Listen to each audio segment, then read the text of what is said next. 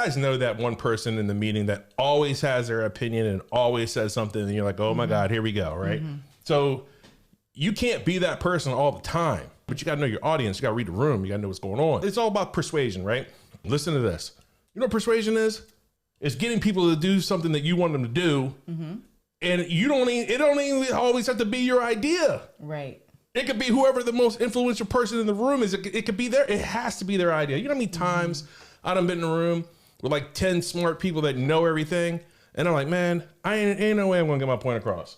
So I'm like, hey, John, man, hey, listen, what do you think about this? Well, man, I think that this, blah, blah, blah. And it's the same thing I said, so why you need to say that? Oh, hey, man, John, let John speak. And then John says what I want him to say.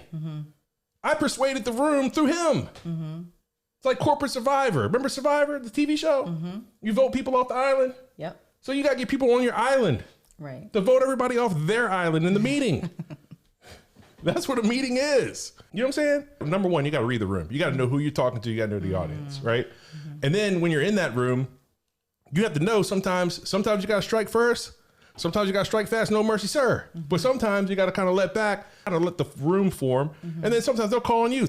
Have you ever been in a meeting or been in a room and somebody has spoken up and taken your idea or said what you were going to say? A lot of people want to be the first one to jump out and say something.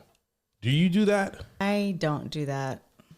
We talk a lot about reading the room and reading situations, right? You go into like meetings at work that you got to be the first one to speak and get your idea out because so-and-so is saying that you're not engaged. Sometimes you could be interpreted as lack of engagement, but depends on who's in the meeting. Right. I think there are different kind of quote unquote players in the meeting, right? So you have the person like me that comes in and I just really like to observe and listen before I have any input.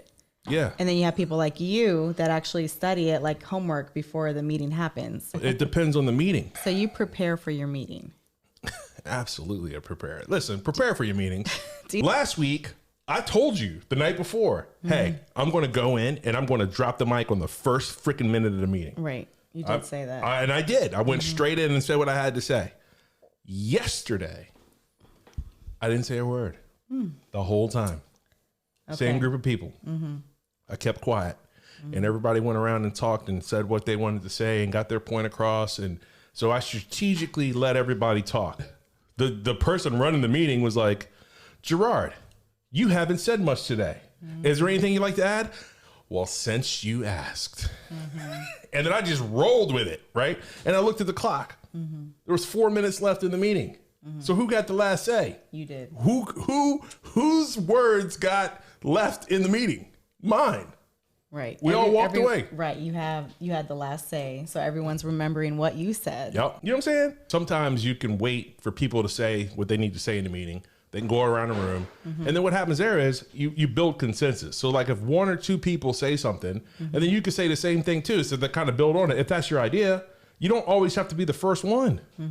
I like to be the team player where I'm listening to all the ideas and I decide which one I want to kind of enhance a little bit when it's my turn to speak. Today I was in a meeting, an hour and a half ago, and they were like, Gerard, you were really quiet today. I didn't have anything to say. I didn't have an opinion.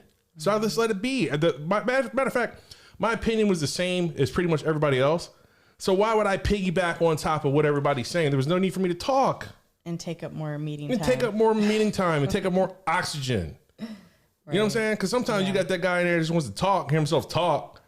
I don't want to be that dude. Piggyback on Joan. Right. I would like to piggyback on Rick. Yep. It's a piggyback on what Rick said. Right. No piggybacking. Didn't get time for that. Make strategic decisions on what you're going to say and when you're going to say it.